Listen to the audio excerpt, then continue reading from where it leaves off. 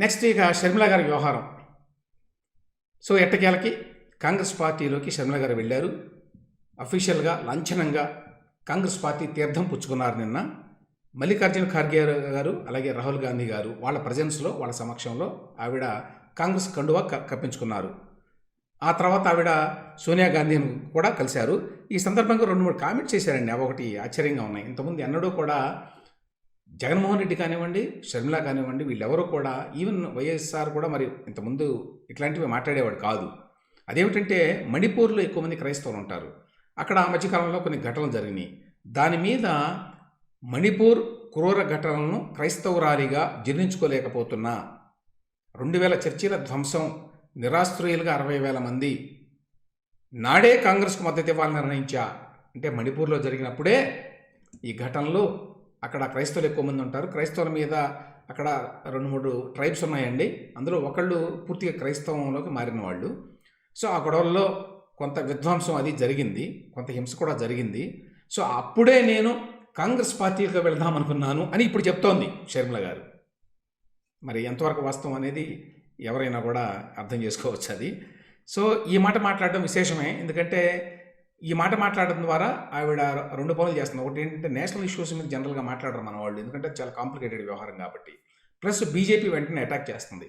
Already Satyakumar గారు వీళ్ళు కూడా రెస్పాండ్ అయినట్టున్నారు దీనికి, ఈ మణిపూర్ వ్యవహారానికి. ఒకటి. రెండవది, ఇందులో ఏ బాధ్యత ఇస్తారు అనేది రెండవ వ్యవహారం కదా. ఏపీసీసీ అధ్యక్షురాలుగా ఆవిడకి ఇస్తారు అనేది ఇప్పుడు ప్రచారంలో ఉన్న విషయం. అయితే దాని గురించి నిన్నైతే ఎవరు ఏమి చెప్పలేదు. షర్మిల గారు ఏమన్నారు అంటే, అన్నమాల్లో పనిచేయాలన్నా కూడా పనిచేస్తాను, ఏ బాధ్యతలు అప్పచెప్పుతారన్నది 1-2 రోజుల్లో తెలుస్తుందన్నారు. అది ఆవిడ చెప్పింది. ఏ బాధ్యతలు అనేది తెలియదు. అంటే ఏఐసిసి పదవి ఇచ్చి పనిచేయమంటారా, ఏఐసిసి అంటే ఆల్ ఇండియా కాంగ్రెస్ కమిటీ, అంటే ఢిల్లీ లెవెల్లో ఒక పదవి ఇచ్చి ఇక్కడ పనిచేయండి అని చెప్తారా, లేదు పిసిసి అధ్యక్షురాలుగా ఏపీకి ఇస్తారా అనేది తెలియదు. సో దీనికి సంబంధించి 1-2 రోజుల్లో స్పష్టత రావచ్చు అనేది వార్త. ఇక 3 ఇంపార్టెంట్ పాయింట్ షర్మిల గారికి సంబంధించి నిన్న జరిగినటువంటి వ్యవహారం అండి. దీన్ని నేను ఆ వీడియో చూశాను.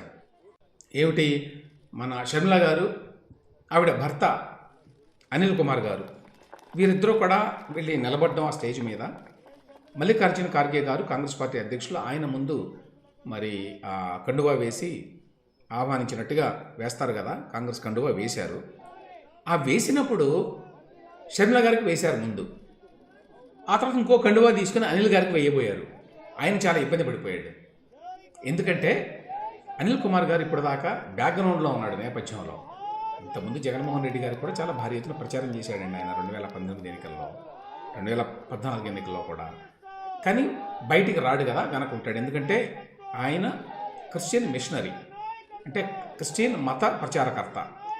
అందులో ఉండి రాజకీయాల్లోకి ఉన్నట్టుగా, రాజకీయ పార్టీలో ఉన్నట్టుగా బయటికి కనిపించకూడదు కదా. ఉన్నా కూడా ఆయన ఖచ్చితంగా పనిచేశాడు. అనేక మీటింగ్స్లో అప్పట్లో జగన్మోహన్ రెడ్డి గారి గురించి, ఆయనకి ఎందుకు ఓటు వేయాలి క్రైస్తవులందరూ అనే అంశం గురించి చాలాసార్లు మాట్లాడాడు. గెలిచిన తర్వాత కూడా మాట్లాడాడు. ఆ దేవుడే గెలిపించాడు, జీసస్ క్రైస్టే గెలిపించాడు జగన్మోహన్ రెడ్డిని, ఇట్లాంటివన్నీ కూడా మాట్లాడాడు. అయినా కూడా బయటికి వచ్చి ఒక పార్టీలో చేరడం ఇబ్బంది కాబట్టి ఆయన చిరునవ్వు చిందిస్తూ నేను లేను అన్నట్టుగా ఏదో చెప్పాడు. ఖర్గే గారు కూడా ఏదో నవ్వారు. ఆయన కూడా కొంచెం కన్ఫ్యూజ్ అయినట్టున్నాడు, ఎందుకంటే బ్యాక్గ్రౌండ్ తెలియదు. ఇక్కడ అదేనండి పాయింట్. ఆయన వేయించుకోలేదు అనుకోండి చివరికి అనిల్ కుమార్ గారు. కానీ ఒక పార్టీలో షర్మిల గారు లాంటి వాళ్ళు ఎవరైనా వచ్చి చేరతంటే కాంగ్రెస్ పార్టీలో, పార్టీ అధ్యక్షుడిగా మల్లికార్జున ఖార్గే గారు కానివ్వండి, లేదా ఆ పార్టీ నాయకుడిగా రాహుల్ గాంధీ గారు కానివ్వండి, ఆ అంశాలేమీ మాట్లాడుకోరా? అనిల్ కుమార్ గారు కూడా ఉంటారని చెప్పారా, ఉండరని చెప్పారా? పార్టీలో వచ్చి ఎవరు చేరతారు అనే విషయం వాళ్ళకి అవగాహన లేదా? ఒక షర్మిల గారే చేరతారు, ఆవిడ భర్త ఆయన క్రిస్టియన్ మిషనరీగా పనిచేస్తున్నారు కాబట్టి ఆయన అధికారికంగా పార్టీలో చేరరు, వెనకుండి పనిచేస్తారు అనే విషయాన్ని స్పష్టంగా వాళ్ళు మాట్లాడుకోరా?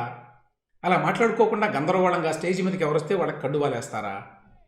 ఇది దాదాపు అన్ని పార్టీల్లో చూస్తామండి ఈ రకమైన వ్యవహారం. ఎవరు చేరుతున్నారు, ఏంటి, పూర్తిగా వివరాలు తెలుసుకోకుండా అంత హడావుడిగా ఎందుకు చేస్తారు పార్టీల వాళ్ళు అనేది తెలీదు. ఇక్కడ అది ఎంత ఎంబరాసింగ్ సిచ్యువేషను. ఆ టైంలో ఆయన చాలా ఇబ్బంది పడిపోయి అనిల్ కుమార్ గారు ఆయనది చెప్పటము, ఈయనేమో మరి ముందే నాకు చెప్పలేదే అన్నట్టుగా చూసి ఏదో ఒక ఒక ఇబ్బందికరమైన నవ్వు నవ్వడము ఇదంతా జరిగింది స్టేజ్ మీద.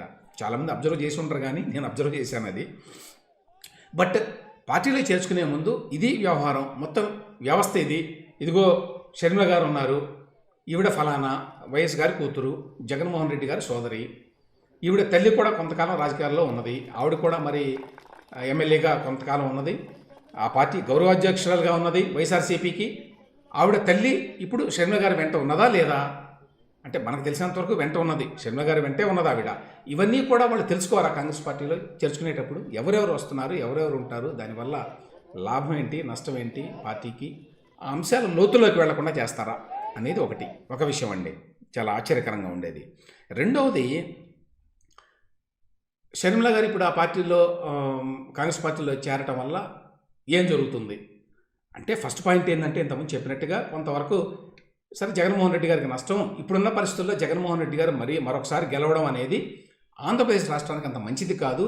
కాబట్టి ఆ నేపథ్యంలో షర్మిల గారు వచ్చి ఎంతో కొంత గండి కొడతారు కాబట్టి జగన్మోహన్ రెడ్డి గారి ఓటు బ్యాంకుకి, దానివల్ల వేరే వాళ్ళు ఎవరైనా గెలిచేటువంటి అవకాశం ఉంటుంది కాబట్టి అంతవరకు మంచిది అనే అభిప్రాయం ఒకటి ఉండగా, రెండవది యాక్చువల్గా ఇంపాక్ట్ ఏముంటుంది షర్మిల గారు కొత్తగా ఈ పదవి స్వీకరించడం వల్ల పెద్దగా ఏముండదండి. ఫస్ట్ పాయింట్ ఏమిటంటే, అసలు ఆంధ్రప్రదేశ్లో పొలిటికల్ వ్యాక్యూమ్ లేదు. ఏముందండి అక్కడ రాజకీయంగా, అక్కడ చోటు లేదు. జస్ట్ కాంగ్రెస్ పార్టీకి ఈవిడేదో నాయకత్వం బాధ్యతలు వహిస్తే అంత మాత్రం చేత కాంగ్రెస్ పార్టీ ఏదో పెద్ద ఎత్తున అక్కడ ప్రభావం చూపలేదు. కాబట్టి ఇప్పట్లో కనీసం 2024 ఎన్నికల్లో షర్మిల గారు లేక కాంగ్రెస్ పార్టీ ఆంధ్రప్రదేశ్లో పెద్ద ప్రభావం చూపుతారు అనుకోవడానికి లేదు. ఓన్లీ థింగ్ ఏంటంటే జగన్మోహన్ రెడ్డి గారికి కొంత ఇబ్బంది కలిగిస్తారు అంతే, కంట్లో నలుసులాగా ఉంటారు. రెండవది ఇంకో పాయింట్ ఏంటంటే, షర్మిల గారి పొలిటికల్ జర్నీ చూడండి, గొప్ప జర్నీ కాదు అది. ఎందుకంటే మీరు రాజకీయాలకు ఎందుకు వచ్చారు, మీ బ్రదర్ కోసం వచ్చారంతే, ప్రజల కోసం రాలా. షర్మిల గారు కానివ్వండి, వాళ్ళ తల్లి గారు కానివ్వండి, విజయమ్మ గారు కానివ్వండి, వాళ్ళ అబ్బాయిని గెలిపించాలని వచ్చారంతే. వచ్చారు, జగన్మోహన్ రెడ్డి వదిలిన బాణం, అన్న వదిలిన బాణం అన్నారు, ప్రచారం చేశారు. ఆ తర్వాత మీకు ఏదో తగాదాలు వచ్చినాయి, మీకు ఏదో పదవుల విషయంలోనో ఆస్తుల పంపకంలోనో తగాదాలు వస్తే మీరు వెళ్ళి తెలంగాణలో పార్టీ పెడతారు. అప్పుడే అందరూ ఆశ్చర్యపోయారు, తెలంగాణతో సంబంధం ఏంటి, నాకు తెలంగాణ పుట్టిల్లు అన్నారు, మెట్టినీళ్ళు అన్నారు, అదేమిటో ఎవరికి అర్థం కాలేదు. నేను తెలంగాణలో పుట్టాను, తెలంగాణలోనే పెరిగాను, తెలంగాణలోనే చదివాను, నేను తెలంగాణ ఆడపడుచుని, నేను తెలంగాణ పౌరురాల్ని, ఇట్లా అప్పట్లో తెలంగాణ రాగం అందుకొని తండ్రి పేరుతో ఒక పార్టీ పెట్టి ఏదో చేయాలనుకున్నారు. అక్కడ ఏమీ జరగలేదు, అది వేరే విషయం. కానీ నా మూలంగానే కాంగ్రెస్ పార్టీ గెలుపులో నా పాత్ర కూడా ఉంది అని ఇప్పుడు చెప్తున్నారు అనుకోండి. ఆ తర్వాత ఇప్పుడు ఏమీ అంటే పొలిటికల్గా ఏమీ తోచక ఏం చేయాలో అర్థం కాక కాంగ్రెస్ పార్టీలో విలీనం చేశారు. ఈ విలీన విషయంలో ఇంకొక మాట చెప్పాలి. ఈవిడ గతంలో తెలంగాణలో కానివ్వండి, అక్కడ ఆంధ్రాలో కానివ్వండి, ఆంధ్రాలో అంతకుముందు వాళ్ళ అన్న కోసం ప్రచారం చేసినప్పుడు కానివ్వండి, అనేక ప్రకటనలు చేశారు. తొందరపడి అటువంటి మాటలు మాట్లాడకూడదు, వయసుకు మించిన మాటలు అనడానికి షర్మిల గారు ఒక గొప్ప ఉదాహరణ అండి. ఆవిడ తర్వాత తెలంగాణలో కూడా మాట్లాడారు, కేసీఆర్ గారి గురించి కానివ్వండి, రేవంత్ రెడ్డి గారి గురించి కానివ్వండి. ఆవిడ మాట్లాడిన మాటలు ఆవిడ వయసుకు తగినవి కాదు, పొలిటికల్ ఎక్స్పీరియన్స్ దృష్ట్యా. ఉదాహరణకి రేవంత్ రెడ్డిని రేటెంత రెడ్డి అని చెప్పి ఒక మాట అన్నది ఆవిడ, రేటెంత రెడ్డి అని. ఇక కేసీఆర్ని కూడా చాలా మాట్లాడిందనుకోండి. ఇక ఈవిడ గతంలో ఒకసారి ఏమన్నదంటే, ప్రజారాజ్యం పెట్టి చిరంజీవి హోల్సేల్గా పార్టీని కాంగ్రెస్ పార్టీకి అమ్మేసుకున్నాడు, తర్వాత పవన్ కళ్యాణ్ కూడా ఇట్లానే చేస్తాడు. గుర్తుందా? పవన్ కళ్యాణ్ గారి అన్న చిరంజీవి గారు ప్రజారాజ్యం అనే ఒక పార్టీ పెట్టాడు. ఆ తర్వాత ఏం చేశారు?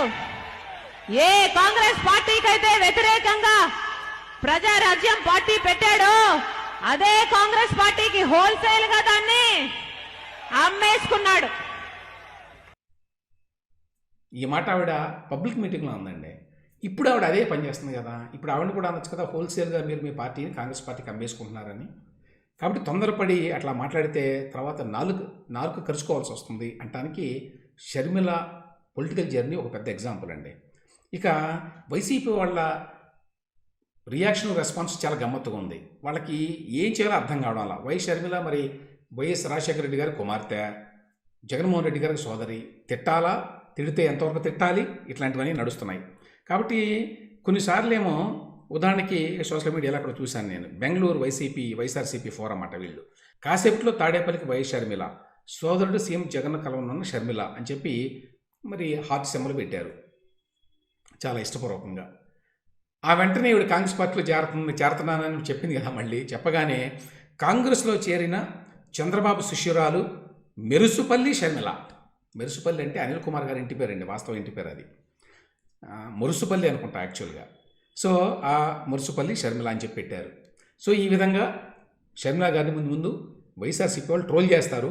ఎంతవరకు చేస్తారు, ఎంత దూరం వెళ్తారు అని చూడాలి. కానీ వీళ్ళ ఫోకస్ చూడండి, చంద్రబాబు శిష్యురాలట. ఏ రకంగా చంద్రబాబు శిష్యురాలండి? మీరు కుట్టుకొని, మీరు పార్టీలు పెట్టుకొని చంద్రబాబు నాయుడునో పవన్ కళ్యాణ్నో మరొకళ్ళనో బ్లేమ్ చేయటం ఏంటి? అదొక మీనింగ్లెస్ అన్నమాట.